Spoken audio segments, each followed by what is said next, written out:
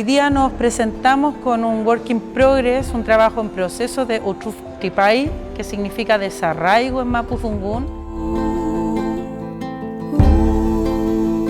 Es una nueva obra que estamos pulsando con mucho amor, con mucho cariño, con mucho ímpetu, y nos dieron la posibilidad de estar en el Festival Internacional Teatro Amil mostrando este avance de obra.